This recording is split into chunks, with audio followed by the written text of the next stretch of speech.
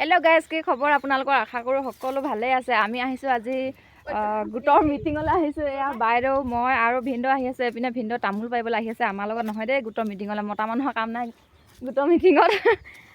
আৰু এই ইয়াত হাঁকো এডাল পাৰ হৈ ল'লোঁ আমি, আপোনালোকক দেখাবলৈ নহ'ল। আৰু এইপিনে আছে বাগানখন পাৰ হ'ব লাগে, আৰু এইপিনে পথাৰখন। এই দুখনৰ মাজতে আমাৰ গাঁওখন আছে। এইপিনে পথাৰখন পাৰ হৈয়ে মিলনপুৰ, আৰু হাঁকোডাল পাৰ হৈয়ে আমাৰ গাঁওখন। আৰু আমি ওলাই আছোঁ আজি মিটিঙৰ পাই আপোনালোকক দেখাই আছোঁ। মিটিঙত কিহৰ কাৰণে মিটিং হৈছে, কিহৰ ওপৰত মিটিং হৈছে, আৰু কি আলোচনা হ'ব, গোটেইখিনি দেখাই আছোঁ। আৰু বতৰটো চাওকচোন, আজি অকণমান মুকলি কৰিছে, আৰু বৰষুণ দি মানে একেবাৰে আমনি লাগি গৈছে। বৰষুণ বুলি ক'লে আমনি লগা হ'ল।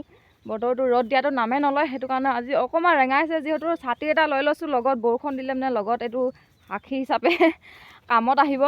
আৰু গোটৰ মিটিঙততো যাবই লাগিব, পইচাৰ কথা আহি পৰিছে ন এতিয়া। বাইদেউ এক এপ্ৰিলত 10,000 টকা পাব নহয়, ধনীয়ে হ'ব। পইচাৰ কথা আহি পৰিছে, সেইটো কাৰণে মিটিঙততো যাবই লাগিব। পইচাৰ কাৰণে বোলাটো নহয় বাৰু, মিটিঙলৈ আমি প্ৰায় আহিয়ে থাকোঁ মাহে। প্ৰত্যেক মাহৰ 15 তাৰিখে মিটিংখন দিয়া হয়। এবাৰ কিহৰ কাৰণে লেট হ'ল নাজানো, 16 তাৰিখে দিয়া হ'ল মিটিংখন। এদিন পিছুৱাই গ'ল। আৰু মিটিঙৰ পোৱাৰ পিছত আপোনালোকক দেখাই আছোঁ আমি কি কৰোঁ কি নকৰোঁ, কিহৰ ওপৰত আলোচনা কৰোঁ, আপোনালোকক সকলো কথা জনাই আছোঁ, চাই থাকক। তো ফাইনেলি গাইছ, আমি মিটিং পাই গ'লোহি। এতিয়া এয়া আমাৰ ঘৰৰ পৰা ওলাই মিটিঙৰ জেগা পোৱালৈকে আমি 2-2.5 কিলোমিটাৰমান হৈ যাব। খোজকাঢ়ি আহি থকা, এয়া খালী ভৰিত খোজকাঢ়ি ছাতি লৈ কিনে আহি আছোঁ। এয়া গুৰুজনা ওলাই আহিছে।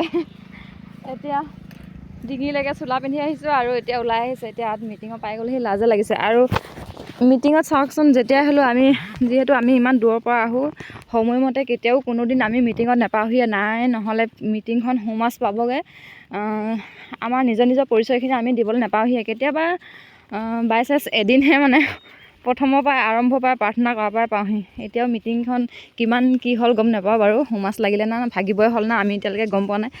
আগতে এয়া ফিল্ডত হয়।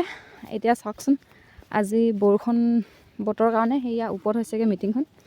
এয়া মানুহবিলাক বহি আছে। যদি ছাগলী আছে তেনেহ'লে গঁৰাল বনাওক। আমি ছাগলীয়ে ল'ব লাগিব বুলি সেইটো বান্ধি দিয়া নাই দেই।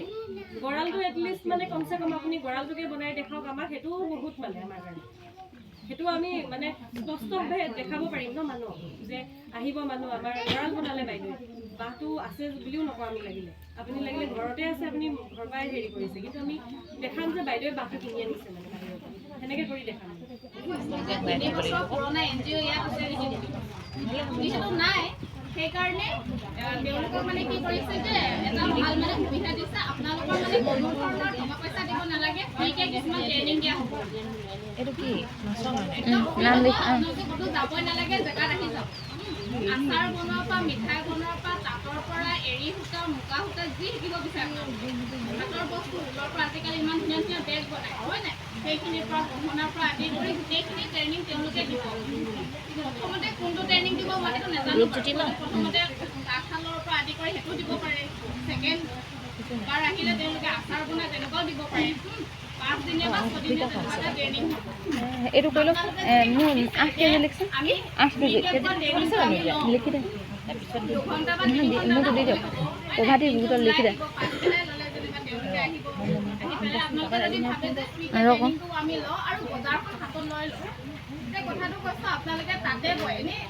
এইপিনে আকৌ চাহৰ ব্যৱস্থা কৰি আছোঁ দেই। এইপিনে চাওকচোন, ৰখাবলৈ ইমান দিগদাৰ হৈছে। আমাৰ বাইদেউজনীয়ে মদটো শিল এটা লৈ লৈছে হাতত, আৰু জুইকুৰা পৰা ধুনীয়াকৈ জ্বলিছে। ইয়াত থ'বৰ কাৰণে ব্যৱস্থা নাই, লাঠি এডাল টঙনিয়াই কাণখনত লগাবৰ কাৰণে যেনে তেনে। আমাৰ ভিয়েটো ইমানে ভাল, আহিলে চাহও খাব দিয়ে। অকণমান তুলি চাহ খা।